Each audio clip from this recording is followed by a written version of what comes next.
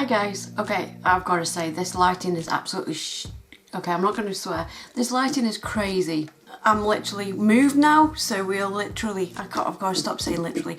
We are in a 1-bedroom flat now, so everything, the bed is there, the wardrobes are there, and I'm here in a 1-bedroom flat.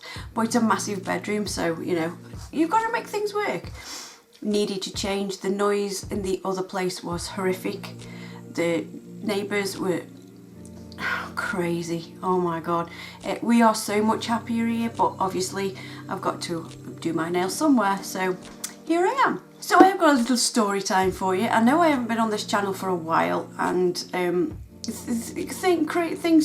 have gone a bit crazy. As the title says, I have had 2 car accidents in 2 months, which is beyond ridiculous, and my, I wouldn't say driving ability, but I just expect every car on the road to hit me now, and it's a horrible, horrible feeling. I hate it. I've been driving since I was 17. I had 7 driving lessons and I passed. I'm 46 this year. Long time for me to feel as if I'm really nervous on the road, but anyway, such is life. So yeah, my 2 car accidents, both were on a Wednesday, and I can tell you that because I look after my grandson. So the first one, I had looked after him all day, and on the way to get to Ashley's house, there's 2 ways. One is a main roadway and one is a back way. And I always used to go the back country lane way because it was slightly quicker. So it was around 4:45 at night, and the roads are quite windy. So I was following 2 cars, and the first car was doing 20 mile an hour in a 30, which is fine, don't mind that. Then it got to a national speed limit, which in America means you can do 60 mile an hour, or on a dual carriageway, highway, dual carriageway, you can do 70 as long as there's a barrier in the middle of each side of the road. So she was still doing 20 in a national speed limit, and I'm like, look, I've had such a long day. Please just let me get home. So I've got quite a fast car, and not that I was speeding, everybody thinks I was speeding, but I wasn't. She was doing 20, so when I was overtaking, I was doing about 40 mile an hour and a 60. So as I'm overtaking, there's 2 cars, first car, second car, I'm here. So as I'm overtaking the first car, he just pulls over and pushes me off the road. Not literally off the road, but he just hit me. If I hadn't got control of the car, I would have gone straight into a field. I was blasting my horn at him because I could see the front of his car coming towards me, and I didn't know what to do because it was quite narrow lanes, as I said. So he hit my car, he just ripped my wing mirror off on the passenger side, and I stopped quite a way away. I was so shocked because I haven't had a car accident since I was about 18. This is where I got my back problems from, when I was 18.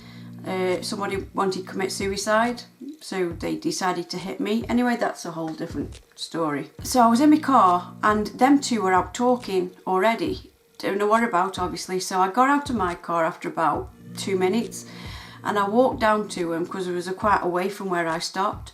As we were writing details down, I said to him, "Did you not see me overtaking you?" He said no. And the other woman who was in the first car said, "Did you not hear a blast in you?" He said no. So yeah, that was my first one, and it was horrendous. I was so upset for days. It really shook me because, as I say, it's been 20 odd years since I had an accident. So it shook me, that one did. So that is still going through the claim, because that, as I say, was about 2 months ago. Anyway, not, as I'm filming this, not last Wednesday, the Wednesday before. I'm not quite sure when you're going to see this, but I'll try and edit it and get it up pretty quick. I had Holly in the car with me this time, and he was really poorly. He wasn't very well. I needed to go and get something from the chemist, so we got in the car. I went to the chemist. I met Gaz. We had a chat, and then I just came back the same way as usual, the back way. So on this back road there is train tracks. So I went over the train tracks really slow because I was playing a game with Harley, because he was in the front seat this time, in a car seat. He was in a car seat, proper car seat. And I was going boing, boing, boing, you know, as I was going over the train tracks. And then, I don't know, about 50 metres up the road, there are, so I'm on I'm on the left-hand side. On the right side, 50 metres up the road, there's a load of shops and an entrance and an exit where you come out of these shops. So, you know, we're in England, I'm on the left side of the road, the right side of traffic comes this way. So she's waiting, I can see after I come off the train tracks that she's waiting to come out on the road. So as I'm going down, I'm only doing about 20 mile an hour because, as I say, Harley wasn't very well and I didn't want to rush. So I'm driving down, and as I get to about here, as she's waiting, she just pulls straight out and hit me. She was the most horrendous old woman I have ever met in my entire life. She was vile, guys. She was horrible. So anyway, she hit me, and these two witnesses come straight up and they're like, oh my God, you okay? Because obviously they'd seen I got a baby, it's a toddler in the car. So I'm like, I can't believe this. The second time this has happened to me on the same road in 2 months. It's like, I can't believe this. They're like, don't worry, we'll be your witnesses. We saw everything. She didn't even look if there was anything coming. She just pulled out. And I'm like, really? Like, again, after the car was done for the left side, so the right side wing mirror was all over the floor. She didn't do as much damage as the first accident because that was quite bad, but she did all of the driver's side door. She did a little bit on the wing at the front, and then obviously the wing mirror just came straight off. It was sprawled all over the floor. So a first responder came as well, and he was asking if everything was okay, and he stayed with us the longest. Anyway, there was this little entrance a bit further down the road, so instead of blocking the road, well, I did phone the police this time. The first thing I did before I saw anybody was I phoned the police because I'm like, I'm not having this again. Somebody's hit me again. So I phoned the police, but they weren't interested. As long as the road wasn't blocked and there was nobody injured, they said just sort it out with the insurance company, which I am doing. So anyway, after that, we went into this little thing where you could park. Oh my guys, when I pulled into there, she was pacing up and down, and she said she was on the deaf side. So I don't know whether that helped with her mood or not. I'm not quite sure, but I have never known anybody so angry. She was angry. Like it was I come out of nowhere, she said. I was doing 20 mile an hour coming over some train tracks with my grandson in the car who wasn't very well. So anyway, I'm like, you are insured, aren't you? And she said, yes. Are you insured? I can't shout because I've got neighbours. Like, she was really aggressive with me, and I'm like, yeah, of course I've got insurance.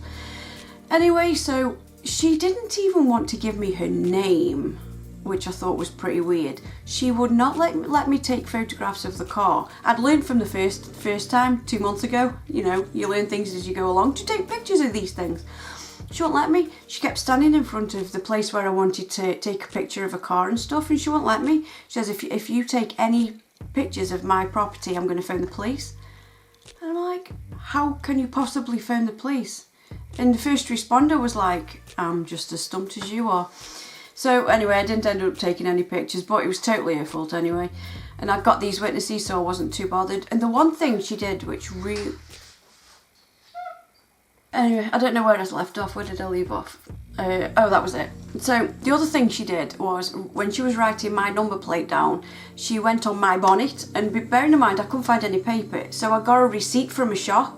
And we all know how thin receipts are, and she's trying to scribble on my bonnet on this receipt, my registration number. And I said, can you stop writing on my car? Like, I had to shout because she said she was deaf. Yeah, I'm just writing this down. I said, no, don't write on my car, because she was like really digging in. She knew exactly what she was doing. So the third time I asked and she ignored me, I ripped the receipt out of her hand and I put it on the back of her car, and I said, write it down on there, you can scratch your own damn car. Honestly, she was vile. And the last thing this went on for 20 minutes. Luckily, but not so much, but luckily, with Harley not feeling very well, bearing in mind this was really hot weather as well, I had all my windows open and the doors. With him not feeling very well, he just sat there and let us get on with it. If he was normal Harley, he would have been screaming to get out because he would have been bored crapless. So luckily for me, with him being ill, he just let us get on with it. So it's like, I just can't hang around anymore, I've got to go. So this responder was still there, and he was trying to organise it that we could both get out. And as I was driving off, I'd still got my windows open, I heard her say to him, oh, I've started to get chest pains.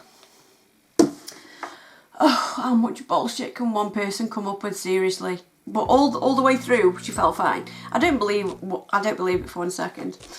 Anyway, so I did all that with the insurance, and I've got another frigging out car. So in between this, there were CCTV cameras up on the shop. So my insurance company said, if you can get a copy of that, of what happened, let us know. Because I did used to have I don't know who used to follow me on the channel ages ago, I had that dash cam, but after about 12 months that sort of didn't work, so I didn't have it in the car. My dad's not happy with me, but what can you do? So me and Gaz did go in the shop and asked us to if we could have a copy of it, but they said it was data protection and the only people who can have it was the police. Well, we hadn't got a police report because they weren't bothered, so that went out the window. Anyway, Gaz wanted to buy the witnesses a box of chocolates just to say thank you of how good they were with me. Because we had their address, we ended up finding him and we gave him some chocolates, and he says, just be careful. Bearing in mind, this woman was, I'd say, in her late 70s. She knows a lot of bikers, like vroom vroom motorbikes. And I'm like, what? He says, just be careful. And I'm like, seriously? The person who hits me is like the head of the bikers club. Type thing, and she'd get all the biker friends on me. But there again, that was at the other address. I've moved now, so I'm all right. But yeah, then with my 2 accidents, and they still not sorted 2 months later. I think the first one, it would be shared blame for some strange reason. It was totally not my fault. He just was not taking notice. But I think the second one with her is all her fault. She will just get blamed for it. Which it is her fault. She passed over one side of the road and just went straight into me. Because I didn't even see her, because you got a blind spot here. So I didn't even know she was hitting me. Usually you can see when somebody hits you, but this one I didn't even see it coming. So I think that's why I'm a bit nervous now of going anywhere, because it was so unexpected. When other cars are close to me, I just expect them not to see me and just plant straight into me. I mean, I was crapping myself to tell the insurance company in the first place of my second accident in 2 months, but they were really nice. I don't want to say about a third, you know what I mean? But I've never felt this way before, ever, driving, of being scared. My mum and dad are happy that I'm scared, because when I first got my car, I was a little bit on the fast side. And I did get a speeding ticket. When you've had these fast cars for a while, you get bored of it and you just want to tootle along, which I have done. I don't speed anymore. Well, one, because I can't afford the bloody petrol. The petrol prices, oh my God. Anyway, that's another thing. But yeah, there's my story time, guys. I really hope you enjoyed this. Please be safe on the roads, because there are so many arseholes about. You've just got to have eyes at the back of your head, because there are so many idiots about. Just be careful on the roads, guys. I'm so glad to be back and hopefully making more storytime videos, because, you know, I do have a few, believe it or not. Alright guys, again, thank you so much for watching, and I hope to see you next time. Bye guys.